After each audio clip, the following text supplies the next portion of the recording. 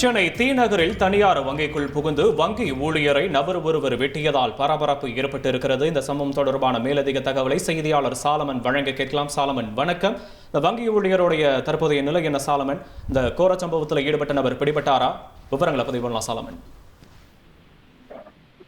சென்னை தீநகர் பர்கிட் சாலையில தனியார் வங்கியானது செயல்பட்டு வருகிறது. இன்று காலை மிகவும் பரபரப்பாக இந்த வங்கி செயல்பட்டு வந்த நிலையில அப்போது அடையாளம் தெரியாத ஒருவர் வாடிக்கையாளர் போல அந்த வங்கிக்குள் நுழைந்துள்ளார்.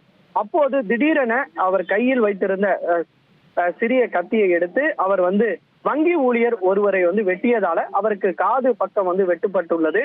உடனடியாக அருகில் இருக்கக்கூடிய ஊழியர்கள் மற்றும் பொதுமக்கள் என அனைவரும் சேர்ந்து அந்த வெட்டிய நபரை சுற்றி வளைத்து மடக்கி பிடித்துள்ளனர். உடனடியாக இது தொடர்பாக காயமடைந்த ஊழியர் இது குறித்து மாம்பலம் போலீசாருக்கு தகவல் தெரிவித்த நிலையில போலீசார் சம்பவ இடத்திற்கு அந்த வெட்டுப்பட்ட நபரை உடனடியாக அருகில் இருக்கக்கூடிய அரசு மருத்துவமனையில சேர்த்துள்ளனர். மேலும் இதுல வெட்டிய நபரை அந்த பொதுமக்கள் பிடித்து ஒப்படைத்துள்ள நிலையில அவரிடம் மாம்பலம் போலீசார் தீவிரமாக விசாரணை மேற்கொண்டு வரை குறிப்பாக எதற்காக இந்த கோர சம்பவத்தை அவர் அரங்கேற்றினார், இந்த வெட்டுப்பட்ட நபரான தினேஷ் என்பவருக்கும் அந்த வெட்டிய நபருக்கும் என்ன தொடர்பு என முழு கோணங்கள்ல தற்போது மாம்பலம் போலீசார் தீவிரமாக விசாரணை மேற்கொண்டு வருகின்றனர்.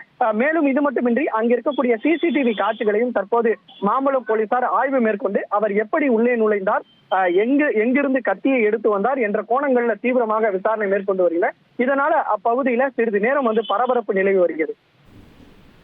விவரங்களுக்கு நன்றி சாலமன். செய்திகளை உடனுக்குடன் தெரிந்து கொள்ள உடனே சப்ஸ்கிரைப் பண்ணுங்க.